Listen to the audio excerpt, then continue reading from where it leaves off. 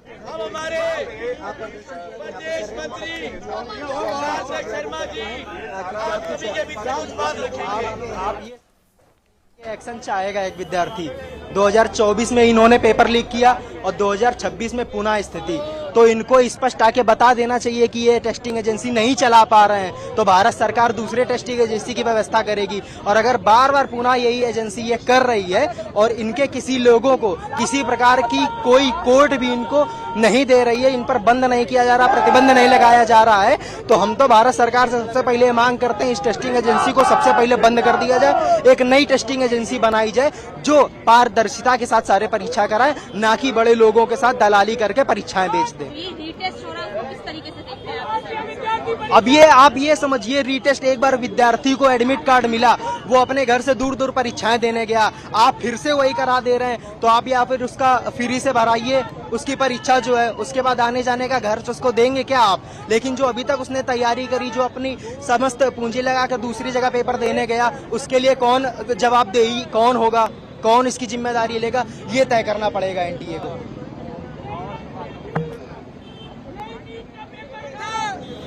और वो ही नेक्सस के लोग थे जिन्होंने इसे लीक करा।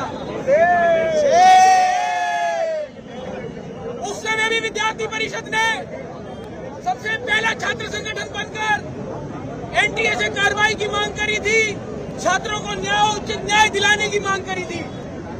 और आज भी जब से ये प्रकरण सामने आया है, विद्यार्थी परिषद की मांग पर इस पूरे नीट लीक घोटाले में सीबीआई को जांच सौंपे जाना एक महत्वपूर्ण कदम है, परंतु आज एनटीए लाखों एस्पिरेंट्स की आवाज बनकर ये जो प्रोटेस्ट हो रहा है, सेम यही प्रोटेस्ट 2024 में इसी स्थान पे इसी मुख्यालय के बाहर हमने किया था।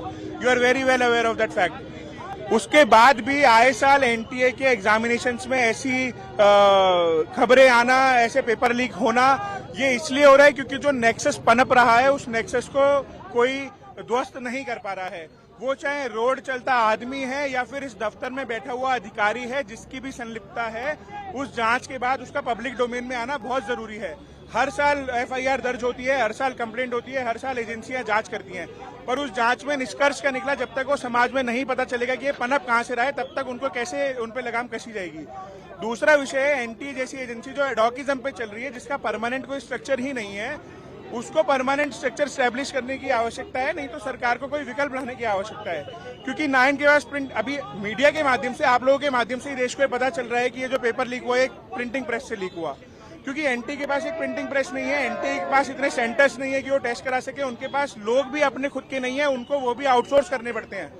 तो जब इतने लार्ज स्केल पे आउटसोर्सिंग होगी, इतने लार्ज स्केल पे टेंडर निकालने पड़ेंगे, तो विश्वसनीयता एक्सपेक्ट करना। तर अखिल भारतीय विद्यार्थी परिषदेने एनटीच्या मुख्यालयाबाहेर हे आंदोलन पुकारलेले।